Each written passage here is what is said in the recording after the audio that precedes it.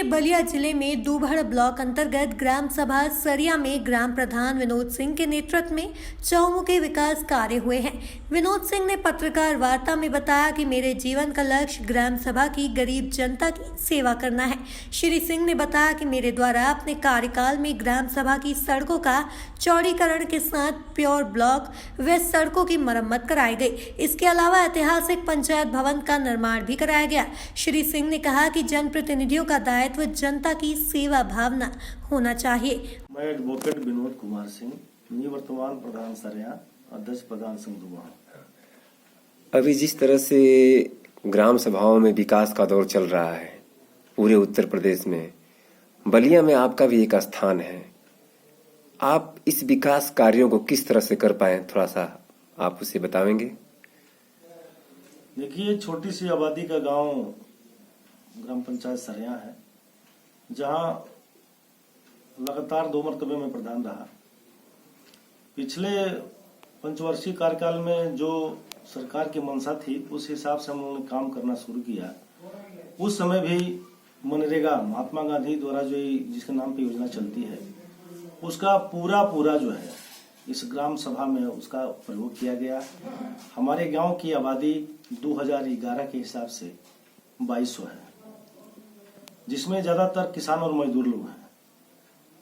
इन मजदूरों को हमने भरपूर मात्रा में, लगभग 400 की संख्या में हमारे यहाँ मनरेगा के मजदूर हैं।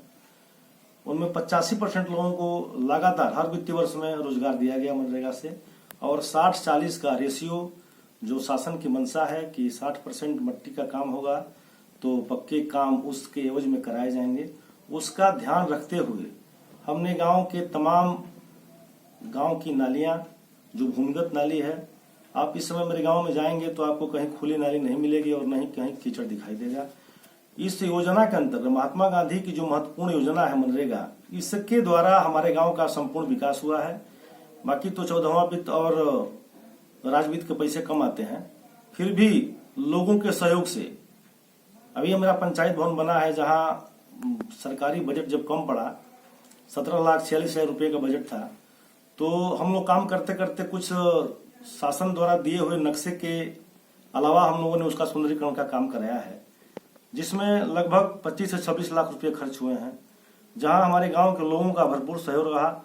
शारीरिक और आर्थिक तो सहयोग हर जगह मिल जाता है, लेकिन दिल से सहयोग करके आर्थिक, शारीरिक और मन से सहयोग करना, यह एक नजीर है सरिया के लिए। जिस प्रकार से ऐसा विकास आपको देखने को मिल रहा है।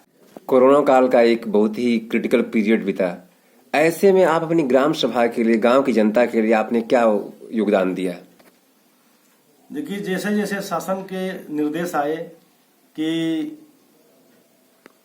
घर में रहना है, अकेले में रहना है, लोगों से 2 गज की दूरी बना के रहना है, इसका भरपूर प्रचार प्रसार करके हमने अपने गांव के लोगों को इस महामारी से बचाया।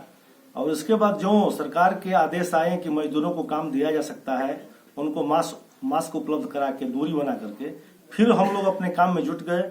और थोड़ा सा तो लगा कि गांव विकास से काफी पीछे हट रहा है, लेकिन 4-6 महीने के बाद फिर हम लोग अपने गांव के विकास की पटरी पर ला दिए और पुनः हम लोग काम जो है तेज गति से चला। आपकी ग्राम सभा में जिस समय कोरोना ने दस्तक दिया पूरे भारत में, बाहर से लोग पलायन किए, आपके गांव में कितने लोग पलायन किए? और जब वो पलायन किए, जब आपके यहाँ आए, तो फिर उनके लिए, रोजगार के लिए आप द्वारा क्या मुहैया कराया गया, क्या आश्वासन दिया गया? देखिए, उस समय मई से और जून तक कुल 86 लोगों का बाहर से पलायन होकर लोग गांव में आए, जिनको इंसुलेट किया गया। कुछ लोगों को उनके घर पे रखा गया।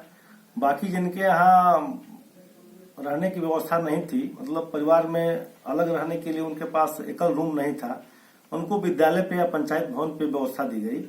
और उसके बाद वहीं से उन लोगों को रोजगार के लिए प्रेरित किया गया, और उनके घर से भोजन आता था, लोग वहां भोजन करते थे, साफ सफाई से रहते थे, और गांव में वहीं से काम करके जाते थे, फिर विद्यालय या पंचायत भवन पे अपना निवास करते थे।